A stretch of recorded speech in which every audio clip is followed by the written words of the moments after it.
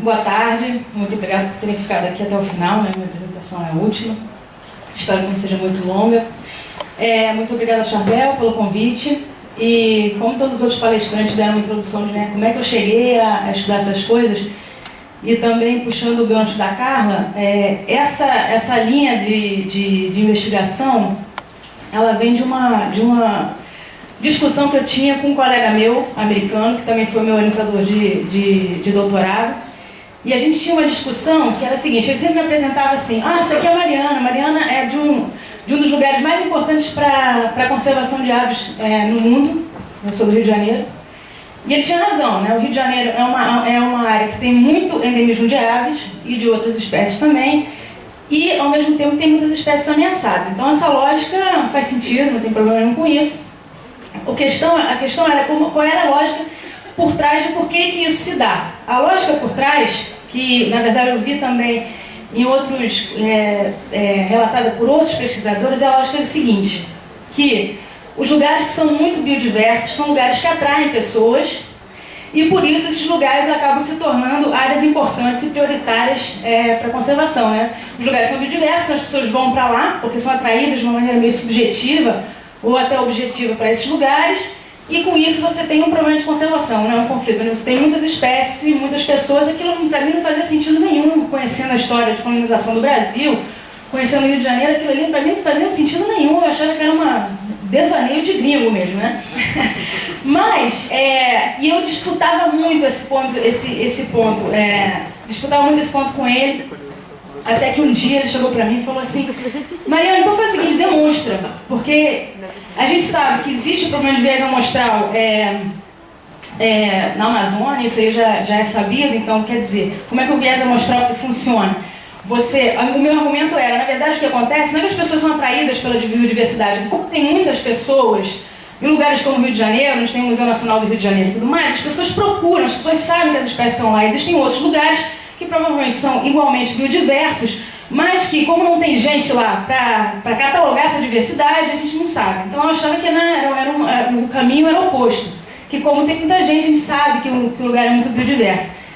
E ele argumentava que, para um lugar como a Amazônia, quando isso já foi demonstrado, faz sentido, mas que no Rio de Janeiro não tinha como, porque a Mata Atlântica é bem inventariada, não teria como você ter um problema de viés amostral. E, finalmente, um dia ele me falou: então demonstra. E aí comecei a investigar como é que eu vou demonstrar isso e tal. Eu comecei a investigar e vou compartilhar com vocês esse trabalho, que é um trabalho que eu gosto, mas que ainda está inacabado. Então, algumas coisas são resultados preliminares ainda, tá bom? Então, vamos lá. Então, disputas com orientadores às vezes geram coisas interessantes. Então, vamos ver primeiro onde é que as pessoas vão, né? A gente fala, então vamos ver, as pessoas vão procurar espécie. Então, isso aqui são onde as pessoas foram. Esses pontos aí são áreas onde pelo menos um indivíduo de ave foi coletado. Certo? Então, vocês só olhando a distribuição, sem precisar fazer nenhum tipo de estatística, fica claro que tem um viés aqui, né? Vocês conseguem ver o viés? Olha o Rio de Janeiro como é que é muito bem visitado, né? Então, quer dizer, se tem um ponto ali, quer dizer que pelo menos uma espécie foi coletada, quer dizer que pelo menos um inventário aconteceu. Isso aqui não dá a dimensão de quantos inventários, só se houve pelo menos um inventário. Existe um viés claro, a gente vê claramente cidades aqui, né? Agora não tem como apontar, mas bom, dá para ver ali na Amazônia, tem alguns pontos. Deixa eu ver se eu vou conseguir. Não pode ser muito complicado. É muito complicado. Onde é que a gente aprende? Então dá pra ver aqui, né, que essas regiões aqui, isso aqui tem a área mais populosa. A gente vê aqui também, a gente vê centros que coincidem com centros urbanos mesmo. Santiago, aqui também na Amazônia, a gente vê claramente Santarém, vê Manaus. Então a gente consegue perceber esse viés. E a pergunta é: será que esse viés ele influencia nosso entendimento da distribuição espacial de riqueza de aves? Então o que a gente está vendo aqui é um mapa com a riqueza de aves, de todas as aves das Américas, que na verdade aqui eu estou mostrando a América do Sul, né? Então as aves são com cor mais quente, tem mais espécies, e com cor mais fria tem menos espécies. Então a gente vê, bom, tem padrões que são claros, né? Então as áreas florestadas na América do Sul tem mais espécies, claro, né? Então, Amazônia, Mata Atlântica, olha o Rio de Janeiro aqui, ó, super importante e tal, né? Lá aquela discussão com o orientador. Mas se a gente voltar para aquele outro mapa, você vê, por exemplo, essa área aqui, ó, é uma área bem inventariada para aves, né? Ao longo do Amazonas. E também, olha só, aqui a gente tem uma riqueza grande de aves. E para quem trabalha com aves no Amazonas, a gente sabe, empiricamente, que as áreas de terra firme têm mais espécies, tá? Tem mais espécies de aves do que as áreas de várzea e igapó. Então, como é que esse padrão emerge, né? Então, existem alguns problemas, né? Então, vamos explorar esses problemas. Ok, a questão é essa, né? Será que esse viés afeta o nosso entendimento, a nossa distribuição? Será que essa distribuição é real? Então, vamos olhar mais de perto aqui essa região. Então, olhando essa região aqui, então, mapa de riqueza de espécies, e aqui a distribuição de pontos em que houve pelo menos um inventário diário. Então, como é que esse viés poderia influenciar a nossa percepção? Só que, usando uma espécie hipotética, pensa numa espécie de distribuição ampla como essa daqui. Essa seria a distribuição real dessa espécie, tá? Hipotética. Ela tem uma distribuição ampla, e como tem pontos pegando toda a periferia da distribuição, a gente infere que ela ocorre aqui também, e aí você desenha nessa distribuição aqui, que é bem próxima da distribuição real que ela tem, né? Não tem nenhum motivo para você não conseguir perceber essa distribuição, porque você amostrou a periferia da distribuição. E aí você tem uma espécie como essa, que tem uma distribuição um pouquinho mais restrita, né? E que só a parte norte da distribuição foi amostrada, e essa aqui seria a distribuição real dela, e finalmente tem uma espécie como essa, que tem uma distribuição bastante restrita numa área que não foi inventariada. Então, no final das contas, se você trabalhar com esse conjunto de espécies, você identifica essa área aqui como a área mais rica, certo? Essa seria a riqueza real, mas com a distribuição espacial das amostragens que a gente tem nessa região, essa daqui seria a riqueza que você observaria, certo? Aquela espécie que não foi amostrada simplesmente fica fora da história. Então, a partir desse tipo de problema, quando você constrói mapas de riqueza, você pode, adicionando esse tipo de problema, de tal modo a identificar áreas como muito ricas em espécies, mas porque você tem algumas áreas que não foram amostradas que são possivelmente tão ricas quanto, tá? E isso tem implicações para a conservação, porque parte uma maneira de você priorizar áreas para conservação através dessa medida simples que é riqueza de espécies, né? Áreas que são mais ricas seriam mais importantes. Não é única, né? Mas é uma bastante empregada. Então, as perguntas que eu faço aqui são essa tendenciosidade amostral, né? Esse viés amostral, como é que ele se relaciona? Primeiro, com proximidade a pontos de acesso. Essa primeira pergunta é óbvia. Primeiro, será que os pontos de inventários estão realmente distribuídos segundo a proximidade de pontos de acesso? Pontos de acesso aí seria rodovias, cidades, para a Amazônia, rios também. Então eu pergunto isso, uma pergunta básica já foi respondida, mas para que eu possa responder também para a minha base de dados, né? Então, além disso, isso afeta, se de fato existe esse viés, e esse viés está puxando os pontos de amostragem para lugares de acesso, isso afeta a riqueza de aves? E mais importante do que isso, isso também já foi demonstrado por alguns outros grupos, na Amazônia, em outras áreas também, em outras florestas tropicais da África também. Mas a questão que eu acho que é a mais interessante são as espécies. Qual o tamanho de distribuição das espécies que a gente pode estar perdendo quando a gente tem esse problema de viés amostral? Por quê? O que pode acontecer? Pode ser que as espécies que a gente perde, porque a gente tem áreas que não são inventariadas, se você fosse inventariar essas áreas, uma coisa que você faria, você poderia aumentar a distribuição de espécies que já são conhecidas, certo? Então isso é muito interessante do ponto de vista do conhecimento, da biodiversidade, que você conhece melhor a distribuição, a biogeografia das espécies e tudo mais, né? Então, cientificamente muito interessante, mas do ponto de vista da conservação propriamente, não tem maiores consequências, né? Então, porque os lugares que são um pouco inventariados, que podem estar artificialmente caracterizados como pobres em espécies, na verdade tem mais espécies, mas são só aquelas mesmas espécies que você já tinha mostrado, que são aquelas espécies de distribuição ampla, certo? Agora, se o que está acontecendo é o contrário, ou seja, naquelas regiões existem espécies de distribuição restritas que não estão sendo amostradas, aí a gente tem uma questão de conservação importante. Porque a gente sabe que o tamanho de distribuição, ele está ligado, né? Ele é um preditor de ameaça, certo? Espécies, se você conseguir manter tudo igual, duas espécies, se tem uma com uma distribuição menor do que a outra, é claro que tem distribuição menor, tem uma tendência maior, tem maior probabilidade de extinção, por uma questão óbvia, né? Se você só ocorre numa região, se aquela região, se você é uma espécie florestal e aquela região foi desmatada, a sua chance de extinção é muito grande. Mas se você tem uma distribuição muito ampla, então você pode perder bolsões importantes de floresta e ainda se manter, tá? É bastante óbvio. Então, por isso eu resolvi investigar essa parte também, né? Que se existem espécies que não estão sendo amostradas, qual o tamanho da distribuição dessas espécies? Então, vamos ver como é que eu procedi para fazer isso. Então, aqui nos métodos, só um minutinho. Eu trabalho com um conjunto de dados bastante simples. Dois conjuntos importantes, independentes. Um é um conjunto para entender o esforço amostral para aves, né? Trabalhando com aves. Então, são localidades de coleta, e eu vou explicar um pouquinho melhor. E também uso a malha viária e fluvial para fazer essa relação com proximidade de pontos de acesso. E um outro conjunto de dados que é independente, que é o das espécies. Ou seja, nos pontos que eu trabalhei de inventário, eu não sei quais espécies estão ali. Eu uso um conjunto de dados independente para avaliar isso. Okay? Então, vou falar aqui sobre esse primeiro aqui, o esforço amostral. Então, aquele mapa que eu mostrei para vocês foi gerado a partir da entrada de dados do gazeteiro ornitológico.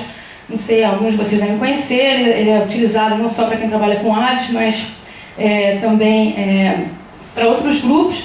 Então, o que é esse gazeteiro? Ele é um gazeteiro, ou seja, ele te dá as coordenadas geográficas de uma localidade, não diz quais são as espécies que foram coletadas ali, e ele tem esse gazeteiro para todos os países da América Latina, da América do Sul, perdão.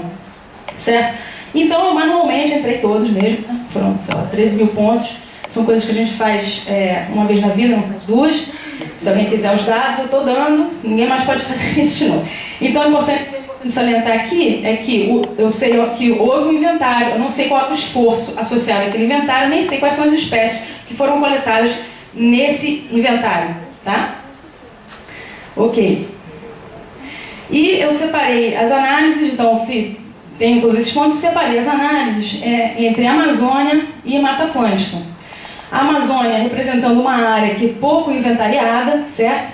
Então tem aí para a área toda da Amazônia, que é 6 milhões de quilômetros quadrados, a gente tem, consegui 1.328 pontos. Para a Mata Atlântica, que tem uma área muito menor, de 1.200 quilômetros quadrados, né? Quer dizer, isso trabalhando com a extensão original, né, do bioma, 1.244 localidades. Então eu contrastei essas duas e também para poder analisar estatisticamente esses dados, eu comparei, em algumas análises, eu comparei os dados reais com um conjunto de dados gerado, que era um conjunto aleatório com exatamente o mesmo número de pontos. Tá ok? E a partir daí, bom, com esses pontos, eu pude medir qual é a distância de cada ponto à cidade mais próxima. Isso aqui é uma malha de cidades, tá? A distância do ponto à estrada mais próxima e ao rio mais próximo. Isso, especialmente para a Amazônia, é bastante importante, tá? E aí eu tinha que fazer uma medida de esforço. Como eu disse, eu não tinha uma medida de esforço, eu tinha aqueles pontos, né? Então eu usei uma técnica de selação, aqui eu chamo de polígono de Voronoi. Aqui no Brasil a gente já ouvi esse termo sendo usado com mais frequência, embora na literatura inglesa geralmente a gente fala de tesselação. Então, só dando um zoom para aquela área, tentar explicar para vocês como é que isso aqui pode se transformar numa medida de esforço. O que essa análise faz é pegar os pontos que você tem, certo? E criar polígonos em volta dos pontos, de tal forma que qualquer área dentro desse polígono está mais próxima do ponto, certo? Do que de qualquer outro ponto, certo? Então, quanto maior o polígono, menor foi o esforço, porque é uma área muito grande que é representada apenas por um ponto amostral, tá? Então, a partir disso, a gente tem medida indireta de esforço, sempre que eu boto esforço, eu boto entre aspas, porque isso não é esforço real. Tá? Uma medida indireta do esforço. Então a gente vê, a partir daí a gente já consegue ver bastante bem, né, que tem algumas áreas que são tem umas áreas que são pior amostradas do que outras, né? Ao longo dos rios a gente vê claramente que tem um esforço maior de amostragem. Ok. E quais foram os dados que eu utilizei para saber que espécies estão aonde, né? Qual o tamanho da distribuição e tudo mais. Eu usei os mapas digitais de distribuição da Chaucer, acho que alguns de vocês devem conhecer, né? A gente tem mapas de distribuição para os vertebrados das Américas, né? Para aves, mamíferos, anfíbios, acho que para borboletas também. Tá? Então o mapa é assim, essa é a cara do mapa. Então tem um mapa de distribuição, se conheço a espécie, então a partir do mapa eu sei qual é o tamanho da distribuição, posso estimar o tamanho da distribuição, também posso pegar algumas outras informações ecológicas que me interessem usar como preditores, certo? Vou pegando um, pegando o outro.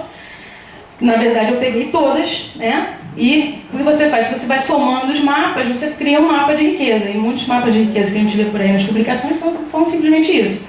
São somatórios dos mapas de distribuição. Então a distribuição, então esse mapa de riquezas foi criado dessa maneira, a partir do somatório dos mapas de distribuição de todas as espécies. Ok? Então com isso eu posso saber, eu tenho os pontos, eu posso associar os pontos, saber qual é a riqueza naquele ponto e quais são as espécies que estão naquele ponto. Tá ok? Então, a partir disso, eu tenho um conjunto de espécies para a Amazônia. Então, eu trabalhei com todas as espécies de distribuição restrita e as espécies endêmicas. Distribuição restrita foi uma categoria minha. São de espécies com menos de 500 mil quilômetros quadrados, ou seja, isso não é restrito para a maior parte. Qualquer trabalho com conservação nunca trataria essa espécie como espécie de distribuição restrita, mas essa é a mediana do tamanho de distribuição para as aves das Américas, né? Então, menor do que isso, então é menor do que a mediana, eu coloquei como a espécie de distribuição restrita.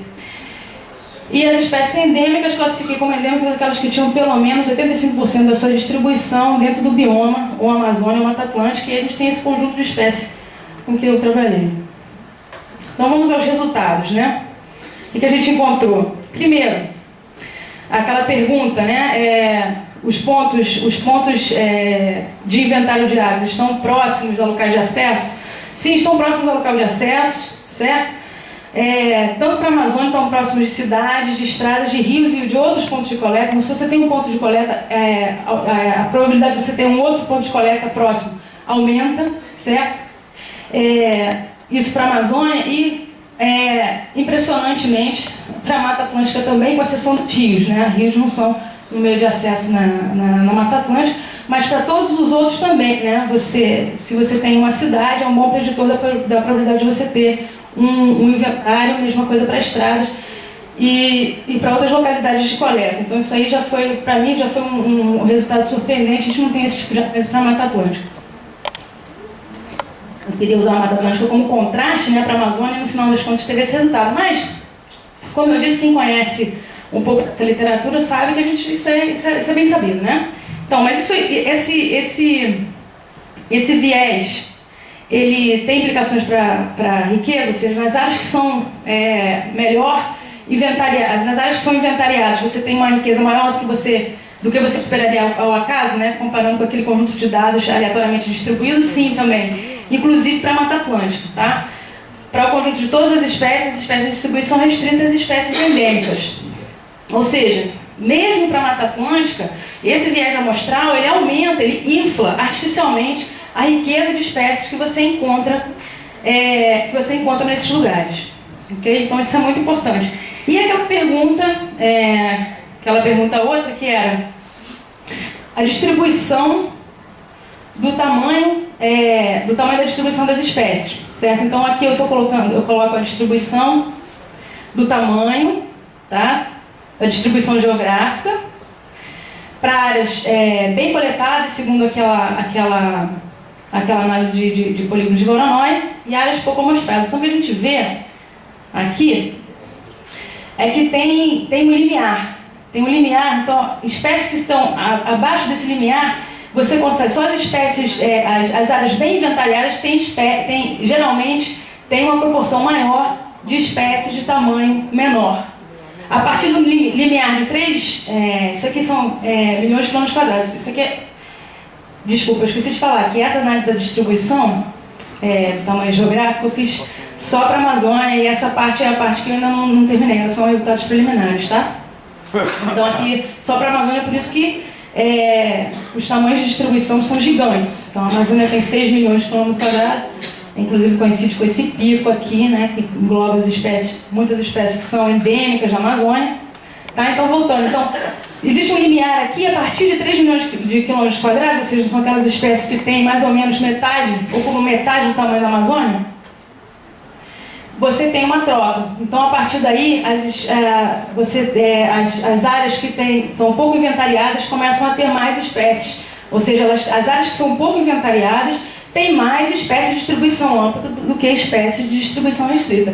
O que a gente pode inferir disso? É que nas áreas que são pouco inventariadas, provavelmente você tem espécies de distribuição restrita que não estão sendo representadas, tá? E análises preliminares mostram que realmente há uma diferença na distribuição do tamanho das distribuições geográficas, na distribuição estatística do tamanho das distribuições geográficas de áreas bem inventariadas e áreas pouco inventariadas, tá? Então esse sim acho que é o resultado mais interessante e inovador em relação ao que a gente já sabe do problema de viés amostral em áreas tropicais em geral, tá ok? E isso tem consequências óbvias, né? Como eu disse, riqueza em planejamento sistemático de conservação. Riqueza é muitas vezes usada como um dos objetivos de conservação, se você quer conservar as áreas mais ricas. Não só riqueza, mas também o alvo pode não ser riqueza, mas pode ser espécies de distribuição restrita ou espécies ameaçadas. E se existem bolsões importantes de furos de conhecimento, é muito possível que existam áreas que são importantes porque têm espécies de distribuição restrita, mas que não são incluídas nesses planos de priorização.